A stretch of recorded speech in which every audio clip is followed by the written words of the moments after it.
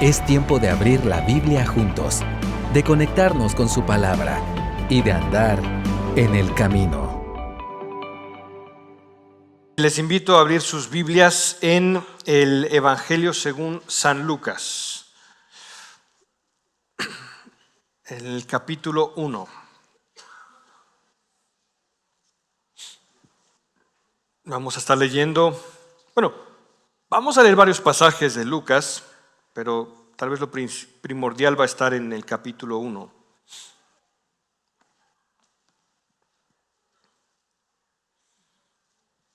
Lucas 1. Bueno, vamos a dar inicio con una oración. Padre Celestial, esta mañana te damos muchas gracias por la oportunidad de estar juntos aquí reunidos para estudiar tu palabra, para aprender más de ti, Señor. Nos reconocemos pecadores, nos reconocemos adoptados por ti, Señor. Nos reconocemos inmerecedores de tu gracia, pero agradecidos por tu salvación. Queremos pedir que esta mañana abras nuestros corazones, nuestro entendimiento, que podamos entender por medio de tu palabra qué deseas hablar a nosotros esta mañana. Encomendamos este tiempo en nombre de nuestro Salvador Jesucristo. Amén.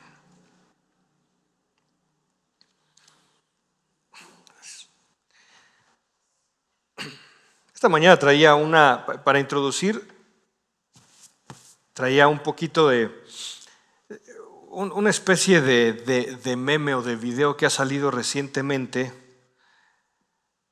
pero ya se me fueron los jóvenes, entonces me voy a brincar nomás a No, se los voy a contextualizar un poquito porque creo que ya todos los que somos de los 95 para abajo ya somos a veces un poquito ajenos a estas cosas, pero los jóvenes han surgido tanto el año pasado como para acá, tienen hay una especie de videíto con un subtítulo abajo donde dicen, esta persona cree que es el personaje principal.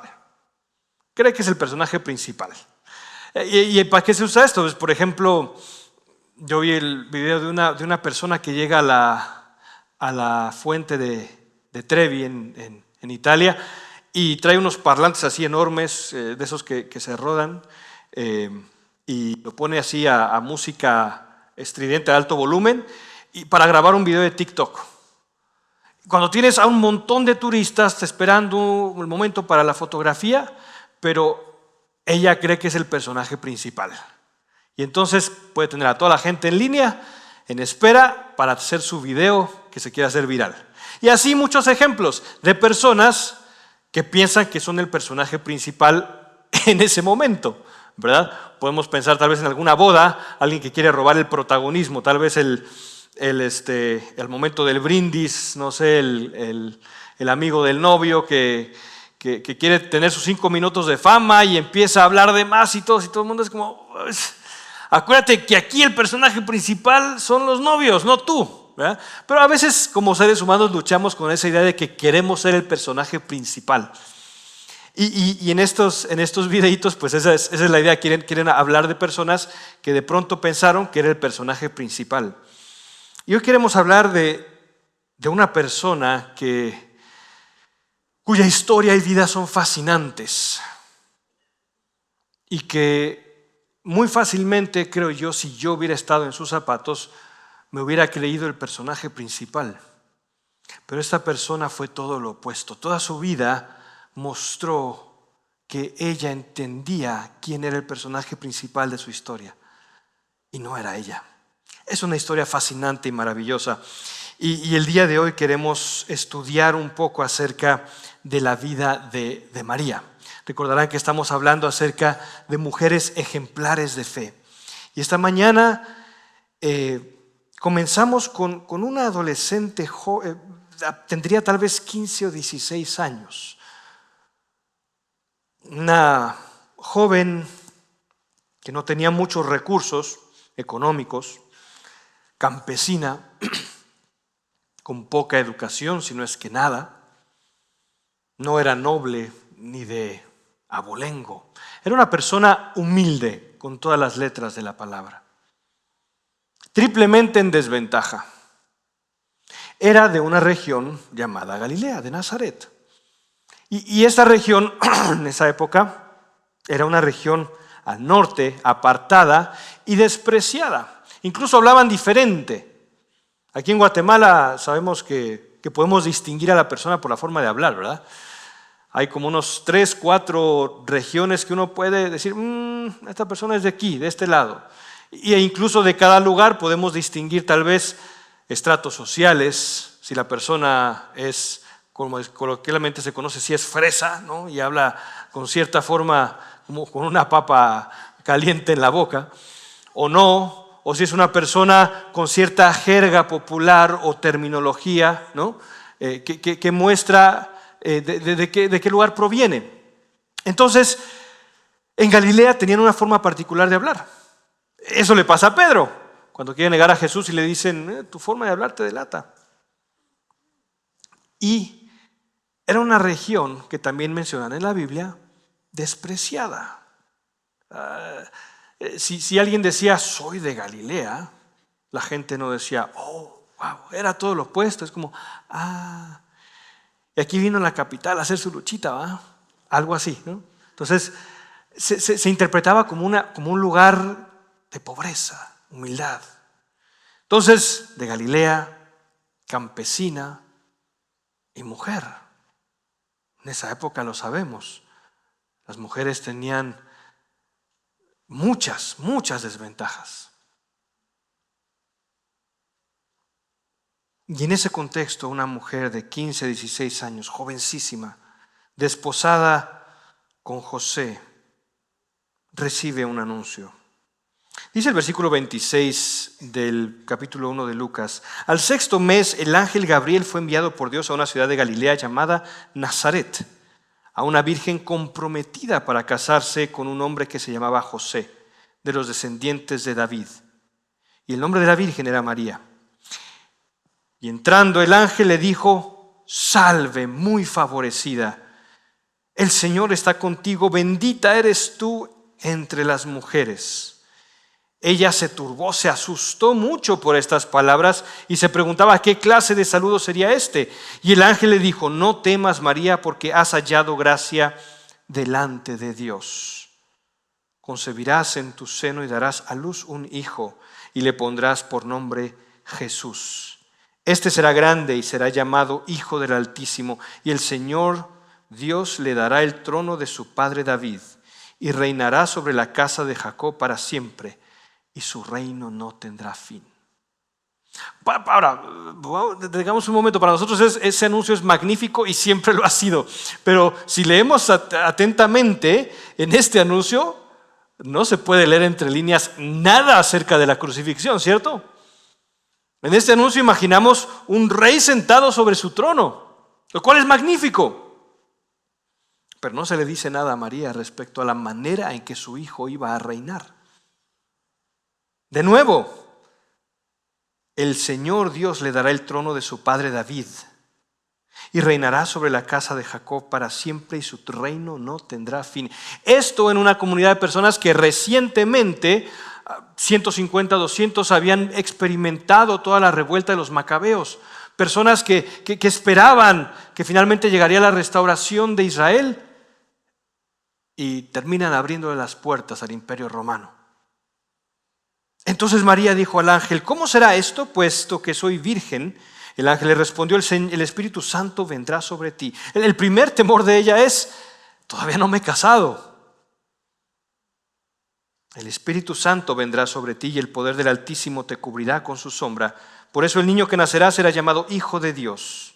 Tu pariente Elizabeth en su vejez también ha concebido un hijo, y este es el 6º mes para ella, la que llamaban estéril, porque ninguna cosa será imposible para Dios. Y la respuesta de María: aquí tienes a la sierva del Señor. Hágase conmigo conforme a tu palabra. Y el ángel se fue de su presencia. ¿Qué le estaba dando María? ¿Qué estaba diciendo María? Aquí está. María le estaba dando, en esa época era de lo más sagrado e importante que podía tener una mujer, su vientre. Y le dice al ángel: aquí tienes, hágase conmigo conforme a tu palabra. Desde ahí ya tenemos una declaración poderosísima de obediencia a Dios, de entregarse y decir, aquí está mi cuerpo, mi vientre, mi vida.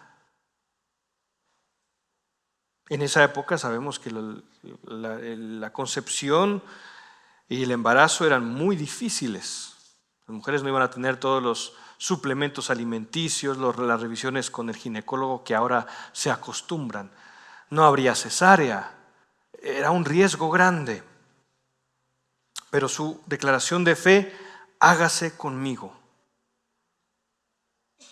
No solamente esto.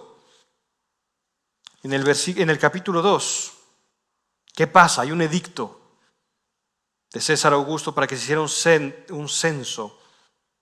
Y entonces María debe de viajar desde Nazaret, el norte, hasta Belén.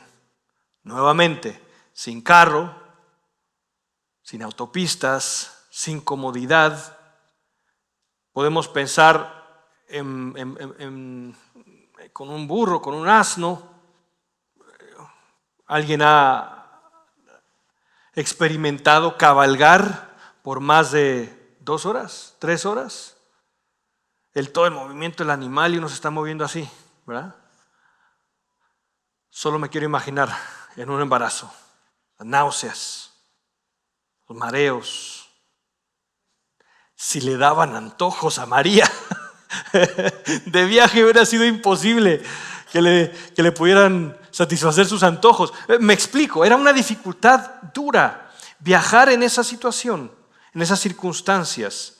Y después su parto. ¿En un hospital? No. ¿En un hospital público? No. Rodeada de animales.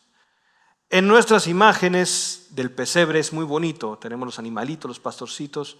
En esa época seguramente era un olor fuertísimo, una pestilencia, los animales. Y no vemos ninguna queja de parte de ella, no vemos ningún reclamo, sino la obediencia de aquella mujer que dijo, hágase conmigo conforme a tu voluntad. Solamente ahí ya tengo yo algo que profundamente me impacta. Es muy fácil decirle a Dios, hágase conmigo conforme a tu voluntad. Pero cuando el parto requiere todo esto, seguimos diciendo, Señor, hágase conmigo conforme a tu voluntad. Y en Lucas 2:35, después de que el niño Jesús es llevado al templo y es presentado, llega la primera señal difícil para María. Dice el pasaje del capítulo 2, versículo 34, Simeón profetiza y habla con María y le dice, versículo 34, Simeón los bendijo y dijo a su madre María, este niño ha sido puesto para caída y levantamiento de muchos en Israel y para hacer una señal de contradicción. Y una espada traspasará aún tu propia alma a fin de que sean revelados los pensamientos de muchos corazones. ¿Saben? Esto es lo maravilloso de la Biblia, porque si esto hubiera sido inventado, no esperaríamos que el anuncio del ángel fuera hacia una dirección, hacia un trono, y de repente la profecía de Simeón fuera hacia otro lado. Solamente Dios podía hacer eso. Dice, para una señal de por contradicción, y una espada traspasará aún tu propia alma, a fin de que sean revelados los pensamientos de muchos corazones. Y seguramente en ese momento que escucha eso, Ana lo medita, lo guarda. 2 veces en toda la historia se menciona que María guarda las cosas en su corazón. Desde el versículo 19, cuando los pastores fueron a dar testimonio de lo que habían visto, dice, María atesoraba todas estas cosas, reflexionando sobre ellas en su corazón. Era una mujer que constantemente vivía en esa conexión con el Señor. Señor, ¿qué quieres? ¿Qué significa esto? Estaba abierta a la voluntad de Dios. Y aquí me gusta mucho la manera en que la Reina Valera lo traduce. María guardaba todas estas cosas meditándolas en su corazón. Era una persona que constantemente vivía en comunicación con lo trascendente, con el Señor. A pesar de que sabía que posiblemente algo malo vendría, que una espada traspasaría, lo guardaba en su corazón. Después de esta primera etapa en la vida de María tenemos el anuncio y el embarazo y el parto. Después tenemos la segunda parte, tenemos un pequeño brinco de unos años y empieza el ministerio de Jesús. Obviamente el ministerio formal de Jesús empieza ya cuando él tiene 30 años, pero un poquito antes Jesús ya se empieza a dar a conocer, cuando es un niño. Y en esto es interesante notar que tanto María como José eran hombres, un hombre y una mujer piadosos. Seguían los mandamientos y las instrucciones que el Señor tenía para ellos. Iban a la fiesta y celebraban las fiestas como el Señor lo había pedido. Sabemos que Jesús fue perfecto desde nacimiento, pero aún así sus padres eran piadosos. Eran padres que de alguna manera intentaban inculcarlo, si se puede ver así. Aunque, de nuevo, a Jesús no se le podía inculcar nada, era Dios. Pero tenían una piedad personal destacable. Y entonces, desde el versículo 41 del capítulo 2, cuando Jesús discute sobre la ley con los maestros, ellos van a la fiesta y después de la fiesta se les pierde, y cuando no lo encuentran entre aquellos que regresaban, la caravana de los que regresaban, volvieron y lo buscaron en Jerusalén, dice el versículo 45. El 46, después de los 3 días lo encontraron. Imagínense, 3 días. 3 días. De nuevo, es una época, Jesús no tenía teléfono celular. No le podían, mándame tu ubicación en WhatsApp. En Jerusalén, si no lo encontraban. Y era cuestión de buscarlo en persona. ¿Cuánto tiempo pasó? 3 días. A ver, mamás, ¿qué pasa si su hijo se les pierde 3 días? ¿Cómo reaccionarían con el hijo? Lo matan, dice. 3 días. Y entonces, después de 3 días lo encontraron en el templo, sentado en medio de los maestros, escuchándolos y haciéndoles preguntas. Todos estaban asombrados de su entendimiento y de sus respuestas. Cuando sus padres lo vieron, se quedaron maravillados y su madre le dijo: hijo, ¿por qué nos has tratado de esta manera? Mira, tu padre y yo te hemos estado buscando llenos de angustia. Tal vez ella podría pensar: si eres Dios, ¿por qué no me avisaste? Me podías ocasionar esta dificultad. Es decir, piensa un poquito en nuestra angustia como padres. ¿Y cuál fue la respuesta de Jesús? ¿Acaso no saben que me era necesario estar en casa de mi padre? Ellos no lo entendieron, pero ¿cuál es la reacción de María? ¿Enojo? ¿Molestia? ¿Recriminación? ¿Qué dice? Y su madre atesoraba todas estas cosas en su corazón. Versículo 51. Para María seguramente todo esto había sido complicadísimo, porque por un lado entendía lo magnífico que era, ella había dado a luz al Hijo de Dios. La encarnación de Cristo es un misterio enorme.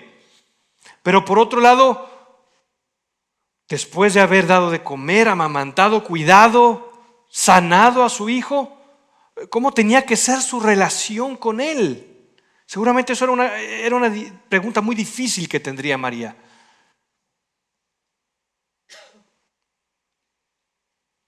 Pero la respuesta de ella es atesorar, seguir atesorando todas estas cosas en el corazón.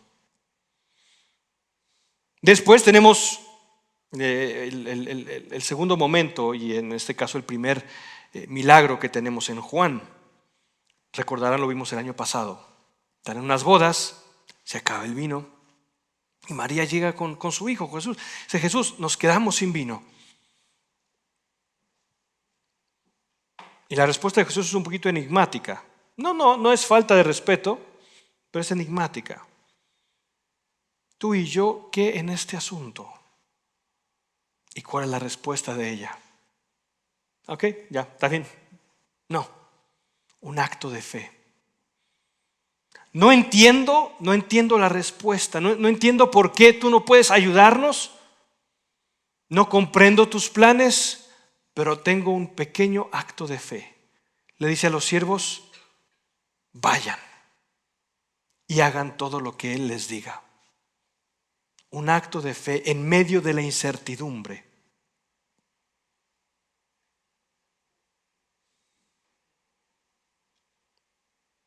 María guardaba estas cosas en su corazón. Finalmente en Lucas 8, Él regresa a Galilea y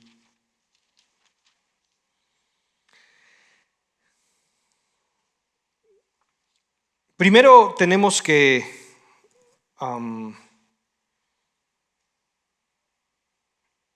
la madre y los hermanos de Jesús querían llamarle y sabían que Él se estaba metiendo en problemas. No tienen manera porque de nuevo, en todo este ministerio de Jesús, Él corría peligro. Recordarán que Él en algún momento estuvieron a punto de tirarlo de un despeñadero y estaba en constante peligro. Entonces ellos de alguna manera se sentían responsables. Y entonces el versículo 19 llega donde Jesús estaba, pero no podían acercarse a Él debido al gentío. Y le dicen, tu madre y tus hermanos están aquí afuera. ¿Y Él qué responde? Mi madre y mis hermanos son estos que oyen la palabra de Dios y la hacen. Estas palabras seguramente llegaron a María. ¿Cómo lo recibiría? Madres, ¿cómo recibirían ustedes palabras así? Algunas podrían sentir rechazo. Oye, hijo, valora. No fue el caso de María. María entendía que cuando ella había dicho, hágase conforme a tu voluntad, estaba entrando en una dimensión distinta. Porque verán, la obediencia es complicada. En todo esto María muestra obediencia y sumisión a la voluntad de Dios. ¿Qué impide nuestra obediencia al Señor? En muchos casos podríamos resumirlo a dos cosas. A veces decimos, bueno, yo sé que lo debo de hacer, pero no lo hago. Es posible que aquello que no estamos haciendo no está suficientemente internalizado. O que decimos, sé que el Señor me está pidiendo esto, pero no puedo hacerlo. ¿Por qué? Porque no estamos en esa voluntad sometida ante Dios. Porque tenemos metas, sueños, percepciones de quiénes somos nosotros que entran en conflicto con Dios. Yo sé, Señor, que tendría que dar este paso de fe, pero no puedo. ¿Por qué no puedes? Porque te da miedo que la gente hable mal de ti si decides, no sé, vender ese vehículo o no aceptar esa promoción o alejarte de aquellas personas que te están causando daño. No, es que es tu autoimagen, tu autopercepción la que está causando ese conflicto. Cuando María dice, hágase conmigo, estaba cambiando todo. Solo porque ella pudo cambiar y transformar metas correctas en la vida. Abandonó las metas egoístas y aceptó esta meta de guiar, educar a su hijo mientras era pequeño. Seguramente ella pensó que tendría que educarlo. Acompañarle, y mientras su hijo le iba mostrando, ella iba aceptando esas nuevas metas en cuanto a su rol. Ya no era rol de ella protegerla, era rol de ella acompañarle. Y como ella había ajustado esas metas, esos sueños, esa autoimagen, ella no era, yo soy la mamá de Jesús, seré la mamá de este rey entronizado. Cuando ella cambia esos sueños, puede entonces obedecer. Cambió sus deseos, cambió su autoimagen. Sin eso no había obediencia. Y después tenemos la parte más difícil del ministerio de Jesús, y en este caso de su relación con María, especialmente en su pasión y muerte.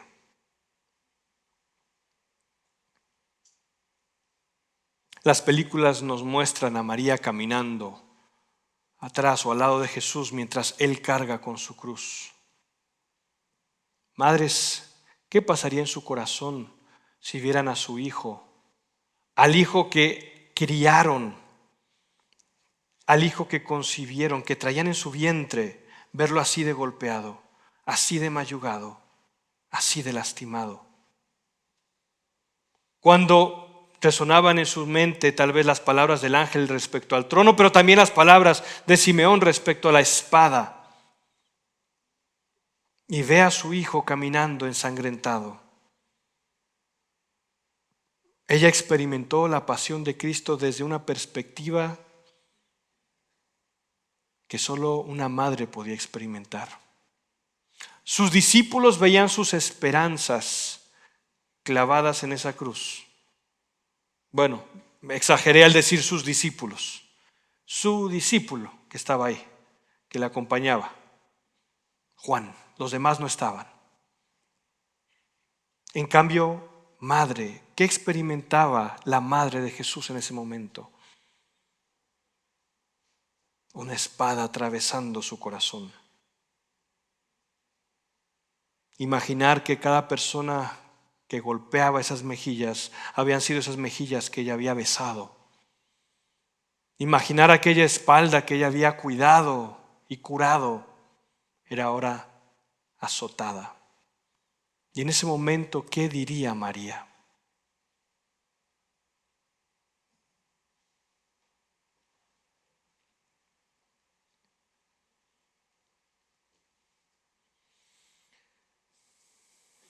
Y en ese momento tenemos a Jesús dando un anuncio. Verán, podríamos pensar que para Jesús no había conexión con su madre, pero nada igual a ello, era al contrario. Cuando él estaba a punto de morir, entrega y dice: madre, ahí está tu mujer, ahí está tu hijo, ahí está tu madre. Tiene un espacio para ella en medio de su pasión. Corto brevemente esto. Parece que hay una urgencia de mover una camioneta BMW blanca, placas 795-KLP. Me imagino que estará tal vez bloqueando alguna entrada y urgentemente necesitaríamos moverla.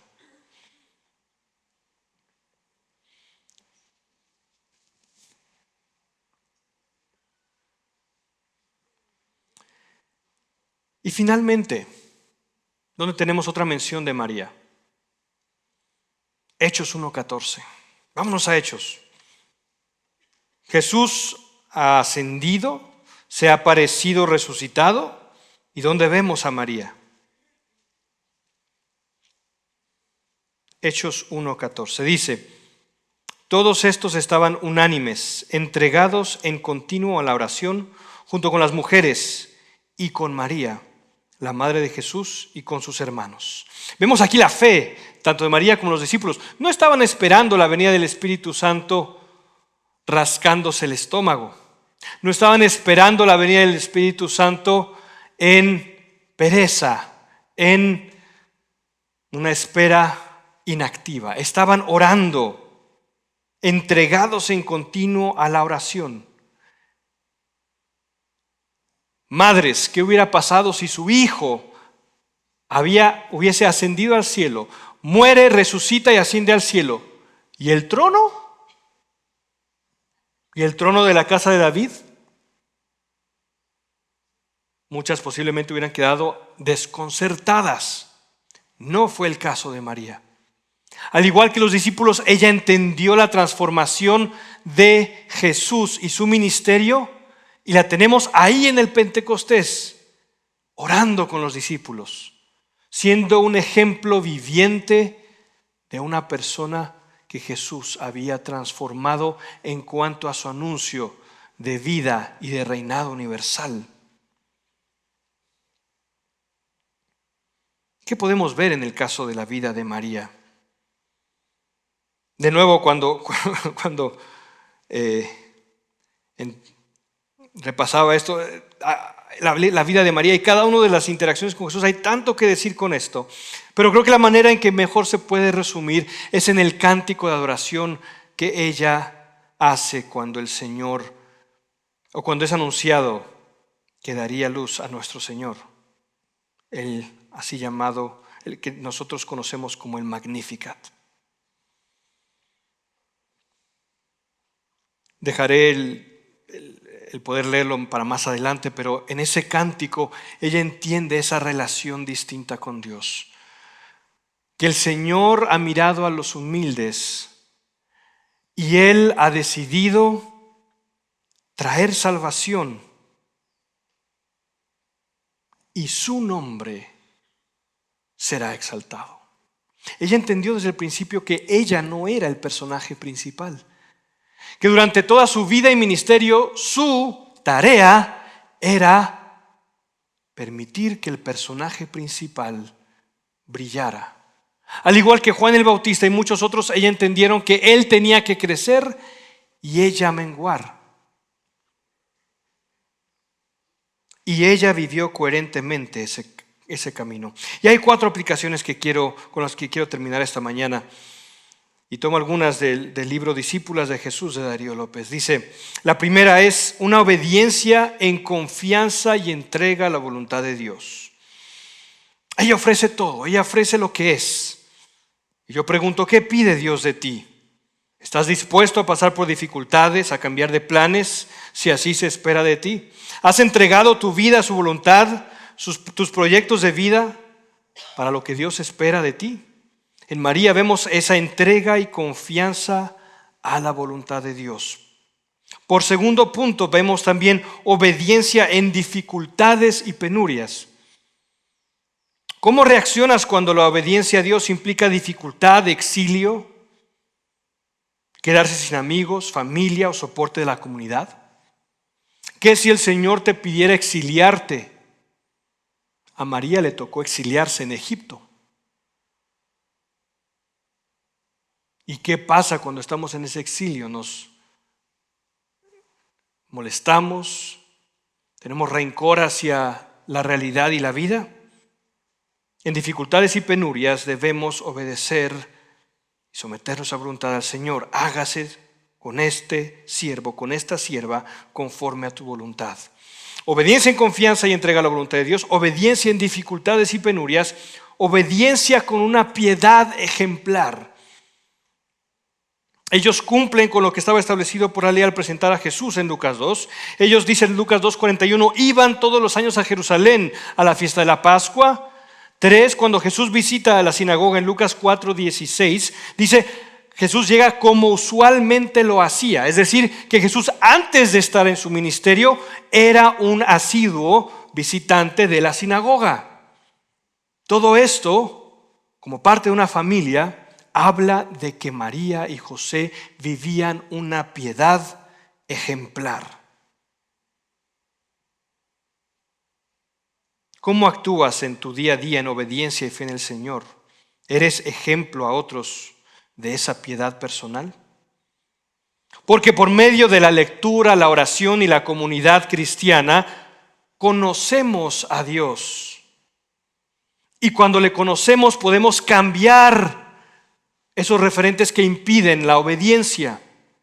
Recordando lo que mencioné anteriormente, las metas, sueños, autoimagen, deseos, todo aquello que nos impide obedecer a Dios, eso es transformado mientras nosotros profundizamos en su palabra, oramos en comunidad, oramos personalmente, nos relacionamos con nuestra comunidad de fe, buscamos alcanzar a otras personas y nos entregamos en vida y cuerpo a la misión de Dios. Cuando hacemos eso, cuando obedecemos, el Señor va trabajando poco a poco en nuestras vidas. No puede haber obediencia a Dios si no estamos constantemente viviendo esa piedad personal, nuestra voluntad siendo sometida a lo que el Señor espera de nosotros.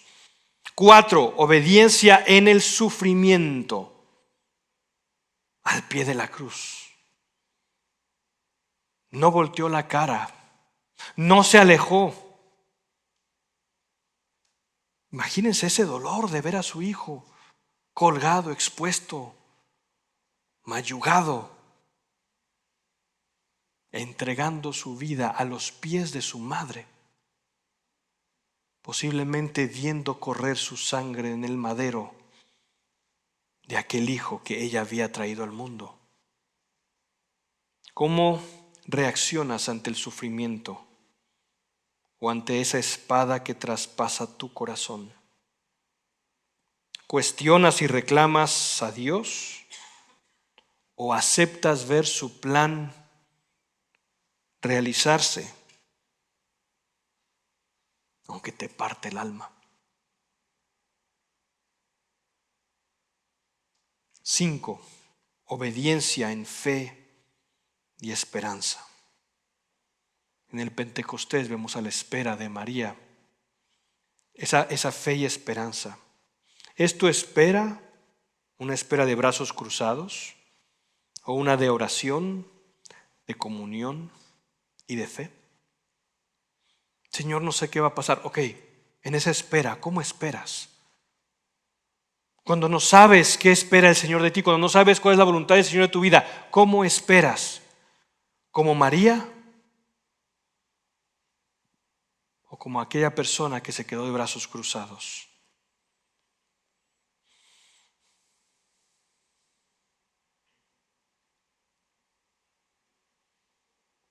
María sería llamada bienaventurada.